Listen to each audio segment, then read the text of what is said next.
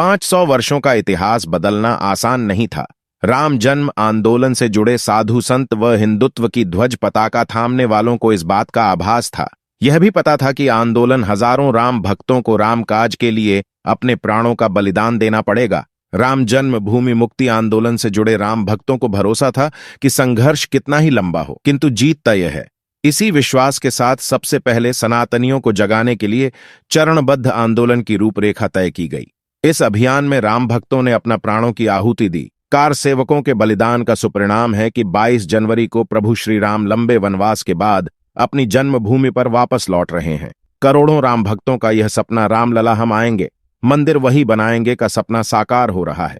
श्री राम के विराजमान होने की तारीख नजदीक आती जा रही है और जैसे जैसे वह तारीख नजदीक आ रही है वैसे वैसे अयोध्या में चमत्कार बढ़ते जा रहे हैं। जैसे कि दोस्तों जामवंत अपनी सेना के साथ अयोध्या के रास्ते चल दिए हैं, वहीं जटायु अपनी सेना के साथ अयोध्या पहुंच गए हैं। वह भी भगवान श्री राम की प्राण प्रतिष्ठा का महोत्सव देखना चाहते हैं। और अब इस वीडियो में आपके लिए एक नया अद्भुत आश्चर्य लेकर की उपस्थिति हुआ हूं, जिस आश्चर्य को देख करके देश दुनिया की खोज एजेंसियां, उनके वैज्ञानिक भी परेशान और हैरान नजर आ रहे हैं। उनके साइंस का कोई भी फैक्ट, कोई भी सिद्धांत इस चीज को समझने में असफल है कि कई लाखों साल पहले जीवित जामवंत जी की सेना भी भगवान श्री राम का दर्शन करने के लिए अयोध्या पहुंच चुकी है। आपको जानकर के बड़ा आश्चर्य होगा। आप कहेंगे कि ऐसा कैसे हो सकता है? तो मैं कह रहा हूं, वह बिल्कुल सत्य है। अयोध्या में 22 जनवरी के महोत्सव को देखने के लिए जामवंत की सेना पहुंच चुकी है। रीछ अर्थात भालू राजा जामवंत नाम आपने सुना होगा, बड़ा परिचित नाम है। जहां रामायण का नाम आएगा वहां जामवंत का नाम जरूर आएगा। दोस्तों, सतयुग में ब्रह्मदेव के अश्रुओं से पैदा हुए थे जामवंत महाशक्तिशाली थे, बड़े बलवान थे और उन्होंने 7 अवतारों की सेवा की। 7 अवतार जो श्री हरिविष्णु के हुए थे, उनको अपने नेत्रों से देखा। सोचिए कितने बड़े विद्वान, कितने बड़े बलवान, कितने बड़े शक्तिशाली वीर थे जामवंत। भगवान श्री राम का जब जन्म हुआ तो जामवंत जी ने उनकी सेवा भरपूर की थी। जामवंत जी भगवान श्री राम के लीगल एडवाइजर के रूप में जाने जाते हैं, कानूनी सलाहकार के रूप में जाने जाते हैं। जामवंत का उन गिने चुने मंत्रियों में स्थान था जो भगवान श्री राम को समय समय पर सुझाव दिया करते थे और भगवान राम उनको मानते भी थे। जामवंत जी कोई छोटे मोटे योद्धा नहीं थे। जामवंत जी महाभट्ट योद्धा थे। हनुमान जी से भी अधिक शक्तिशाली और बलवान और पराक्रमी वीर जामवंत जी कोई साधारण भालू नहीं थे। जब भगवान श्री राम ऋषिमुख नामक पर्वत पर पहुंचे थे तो वहां भी जामवंत जी ने ही भगवान श्री राम को सलाह दी थी कि हे प्रभु, बाली महापराक्रमी है, यदि आप बलि के सामने जाओगे तो निश्चित आपकी पराजय हो जाएगी, क्योंकि बाली में आधा बल आ जाता है दूसरे व्यक्ति का और बाली को मारना संभव नहीं है। वही व्यक्ति बाली को मारेगा जो इन वृक्षों को, जो कि दोस्तों तादाड़ी के वृक्ष थे, उन्हें एक ही बाण से ढा देगा। भगवान राम ने परीक्षण किया और 7 वृक्षों को एक ही बाण से ढा दिया और बाली भगवान श्री राम के हाथों वीरगति को प्राप्त हो गया। अब बात करते हैं, जब माता सीता की खोज करने के लिए वानर को इधर उधर भेजा जा रहा था तो जामवंत जी, हनुमान जी, अंगद जी को भी एक सैनिक टुकड़ी की कमान सौंप थी। उनकी सैनिक टुकड़ी दक्षिण दिशा को गई थी।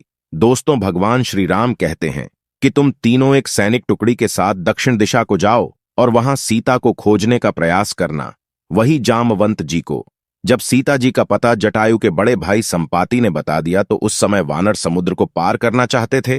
तो जामवंत जी स्वयं अपने बल का वर्णन करके कहते हैं कि जब बलि से छल करने के लिए भगवान श्री हरिविष्णु ने वामन अवतार धारण किया था, उस समय मैं बड़ा तरुण रहा था और मैंने 7 प्रदक्षिणा वामन भगवान के उस विराट स्वरूप की थी, जिन्होंने 3 पग्गों में संपूर्ण लोकों को नाप लिया था। परंतु प्रदक्षिणा करते समय मेरा पैर एक महामाई गुरु नामक पर्वत है, वहां एक ऋषि तपस्या करते थे और उन ऋषि के आश्रम को छू गया तो ऋषि ने मुझे श्राप दे दिया कि तुम बूढ़े हो जाओगे, तुम्हारी शक्ति का ह्रास हो जाएगा। परंतु फिर भी मैं आज भी 95 योजन समुद्र को लांघ सकता हूं। सोचिए कितने बड़े शक्तिशाली थे जामवंत जी। भगवान श्री राम के लीगल एडवाइस के रूप में काम किया था, या कह सकते हैं कि कानूनी सलाहकार के रूप में जामवंत जी ने काम किया था। दोस्तों, जब राम रावण का युद्ध आरंभ हुआ, जब भगवान श्री राम की सेना लंका में पहुंची तो वहां भी जामवंत जी ने ही भगवान श्री राम को अपनी सलाह दी। अब अगर हम जामवंत जी की युद्ध भूमि की बात करते हैं तो वो कोई छोटे मोटे योद्धा नहीं थे।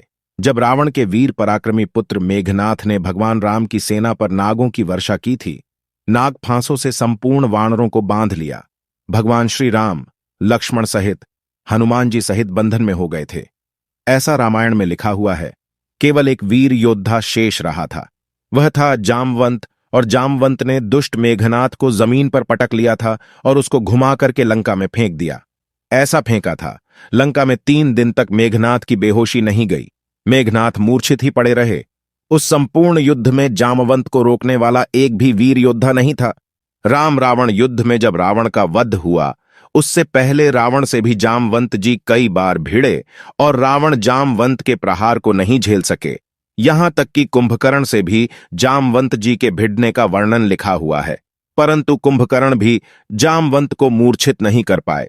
जामवंत भगवान श्री राम को हर समय सलाह देते रहे और उसी की सलाह पर चलकर कि भगवान श्री राम ने लंका को विजित किया था, तो दोस्तों ऐसे महान योद्धा थे जामवंत जी के बारे में कहा जाता है कि जब भगवान श्री राम अपने परम धाम को गए, सरयू के तट पर जल समाधि में मग्न होकर के अपने चतुर्भुजी रूप में आए, उस समय जामवंत जी से कहा था कि तुम लंबी आयु तक जीवित रहोगे, लेकिन उनका काल निश्चित नहीं किया। कहीं कहीं द्वापर के अंत तक का वर्णन भी मिलता है, और द्वापर में भी जो भगवान श्री कृष्ण का जन्म हुआ तो वहां भी जामवंत का वर्णन आता है। भगवान श्री राम ने जामवंत को वरदान दिया था, क्योंकि उन्होंने खुद भगवान श्री राम से यह वरदान मांगा था कि प्रभु, मुझे आज तक कोई योद्धा ने पराजित नहीं किया, मुझे युद्ध चाहिए। तो भगवान श्री राम ने कहा कि जामवंत जी, तुम्हें युद्ध कोई प्रदान नहीं कर सकता, तुम्हें युद्ध मैं प्रदान करूंगा, और द्वापर युग में मैं कृष्ण रूप में अवतरित होऊंगा और तब तुम्हें पराजित करूंगा। तब तुम समझ जाना कि मैं आपका स्वामी श्री राम हूं। जामवंत जी ने पूरे युग इंतजार किया, और गुजरात के आसपास के क्षेत्र में जामवंत जी की गुफा है। वहां एक पुत्री के साथ रहते थे। भगवान श्री कृष्ण की जब स्यमंतक मणि का विवाद चला सत्राजित के साथ, तो स्यमंतक मणि को खोजते हुए भगवान श्री कृष्ण जामवंत की गुफा में पहुंच गए, और वहां उस महावीर योद्धा ने स्वयं साक्षात पार ब्रह्म श्री हरिविष्णु के अवतार श्री कृष्ण से 28 दिन तक घोर संग्राम किया था। सोचिए कितना शक्तिशाली था जामवंत, उन्हें साधारण तरीके से पराजित नहीं किया जा सकता था। फिर वो 28 दिन बाद अपने प्रभु को पहचान गए और वहां अपनी पुत्री का वर्ण भगवान श्री कृष्ण के साथ कर दिया, जिसका नाम जामवंती वर्णित है, और स्वयं तपस्या के लिए चले गए थे। लेकिन जामवंत की मृत्यु का विवरण कहीं नहीं मिलता है। किसी भी पुराण में, किसी भी ग्रंथ में, किसी भी रामायण में यह नहीं लिखा हुआ है कि जामवंत जी की मृत्यु हो गई थी।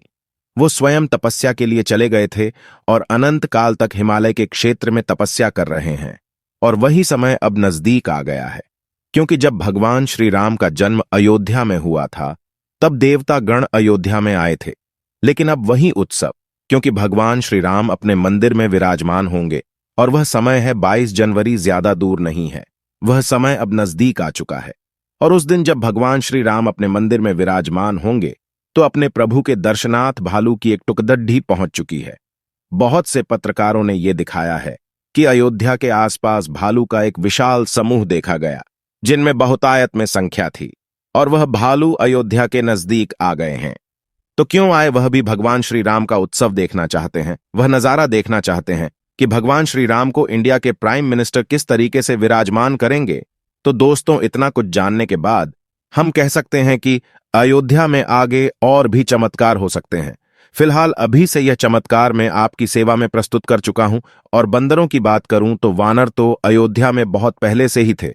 हनुमानगढ़ी नामक एक पावन मंदिर है, और उस मंदिर के आसपास हजारों की संख्या में वानर देखे जा सकते हैं। लेकिन अचानक इनका पूरे भारत में और कहीं नहीं, सिर्फ एक जगह पर दिखना, यह किस ओर इशारा कर रहा है? आखिर क्यों यह गिद्धों के बड़े बड़े समूह अयोध्या पहुंच रहे हैं? लोग यह कहने लगे थे कि अब गिद्ध केवल किताबों में ही देखने को मिलेंगे। ऐसे साक्षात देख पाना अपने आप में एक चमत्कार है, वह भी अयोध्या में, जब राम मंदिर की प्राण प्रतिष्ठा होने जा रही है। यह अपने आप में एक चमत्कार है। जहां तक जटायु का सवाल उठता है, तो जटायु का रामायण में जिक्र मिलता है कि महाराज दशरथ के मित्र थे। देवासुर संग्राम में उन्होंने महाराज दशरथ का साथ दिया था, और उसके बाद जब माता सीता का हरण हुआ, तो उस समय जटायु ने जब देखा कि रावण माता सीता को लिए हुए आसमान में चला जा रहा है पुष्पक विमान पर, तो जटायु ने पूरी कोशिश की माता सीता को बचाने की। आसमान में जटायु उड़ते हुए पहुंचे और रावण से युद्ध हुआ। जटायु का अंत में रावण ने तलवार से एक पंख काट दिया, जिस कारण से जटायु नीचे पृथ्वी पर आ गिरे। बाद में जब भगवान राम उनके समीप पहुंचे तो उन्होंने कराहते हुए जटायु को देखा तो उन्होंने हे तात कहकर संबोधन किया। जटायु जी ने श्री राम को सारी कहानी बताई कि माता सीता को रावण लेकर गया है। भगवान राम ने यह भी कहा कि हम आपको अमर कर देते हैं, लेकिन जटायु ने कहा कि नहीं, मुझे अमरता नहीं चाहिए, मुझे ऐसा समय दोबारा नहीं मिलेगा। अभी आप हमारे सामने हैं।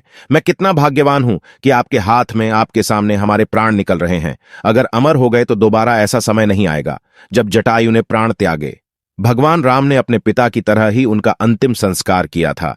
तो आज लोगों को यह आश्चर्य हो रहा है कि जो गिद्ध लुप्त हो चुके थे, यहां तक कि सरकारी दस्तावेजों में दर्ज किया जा चुका था कि गिद्ध एक लुप्त प्रजाति है, लेकिन अचानक से 23 साल बाद अयोध्या में प्रकट होना जटायु का, यह बहुत बड़ी बात है और किसी चमत्कार से काम नहीं है। अयोध्यावासी भी ऐसा मान रहे हैं, यानी कि जिस प्रजाति के बारे में यह दुनिया यह मान बैठी है कि यह प्रजाति अब दुनिया में एग्जिस्ट ही नहीं करती। लेकिन भगवान श्री राम की महिमा ऐसी है कि जैसे ही मंदिर की प्राण प्रतिष्ठा की शुभ घड़ी आई, न जाने कहां से जटायु महाराज स्वयं साक्षात अयोध्या में प्रकट हो गए। इस पर रामायण में भी लिखा गया है कि हरि अनंत हरि कथा अनंता, कहीं सुनहि बहुविधि सब संता। यानी भगवान की महिमा अनंत है, उसको यह क्या, सरकार क्या, दुनिया क्या, वैज्ञानिक कोई नहीं जान सकता। आज जटायु जी का अयोध्या में आना यह वैज्ञानिकों को भी चुनौती देता है, उन नास्तिकों को भी चुनौती देता है और भारत में कन्वर्टेड हो चुके हैं उन कट्टरपंथियों को भी चुनौती देता है जो यह कह रहे हैं कि भगवान श्री राम का मंदिर हम एक न एक दिन गिरा देंगे जब हमारी सत्ता आएगी। अरे मूर्खो, जब स्वयं 33 कोटि देवता सूर्य, नाग, किन्नर, यक्ष, गंधर्व भगवान श्री राम के इस मंदिर की रक्षा का प्रण ले चुके हैं तो तुम क्या, तुम्हारी आने वाली 1000 पीढ़ियां भी इस मंदिर का कुछ नहीं बिगाड़ सकती। एक और खबर पर आते हैं जो कि आई है वृंदावन से, जहां श्री राम जन्मभूमि के सवाल पर श्री केशव प्रसाद मौर्य ने कुछ ऐसा कह दिया जिसने भारत में रह रहे मुस्लिम मौलानाओं को परेशान करके रख दिया है। दरअसल यह बात है वृंदावन की, जहां साध्वी रतंभरा देवी का जन्मदिन मनाया जा रहा था और साध्वी रतंभरा का यह 60वां जन्मदिन था, जिस पर 3 दिवसीय कार्यक्रम था। यहां पर देश के गृहमंत्री अमित शाह जी को भी आना था, लेकिन खराब मौसम के चलते वह नहीं आ पाए। इसी बीच में केशव प्रसाद मौर्य जी से एक सवाल पूछा जाता है, जिसका जवाब वह ऐसा देते हैं कि भारत में एक हलचल शुरू हो जाती। केशव प्रसाद मौर्य उत्तर प्रदेश के डिप्टी सीएम है।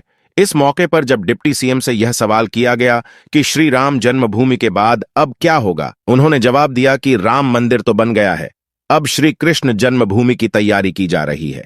22 जनवरी को अपने गांव, अपने शहर को अयोध्या और अपने घर को श्री राम मंदिर समझकर आप सभी लोग दिवाली मनाएं।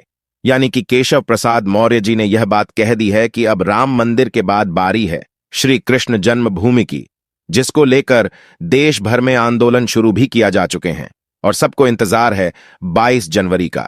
जब 22 जनवरी को भगवान श्री राम की प्राण प्रतिष्ठा की जाएगी, उसके बाद यह अंदाजा लगाया जा रहा है कि श्री कृष्ण जन्मभूमि की मुक्ति की तैयारी भी शुरू हो जाएगी, क्योंकि डिप्टी सीएम केशव प्रसाद मौर्य ने यह कहा है कि श्री कृष्ण मंदिर की तैयारी की जा रही है।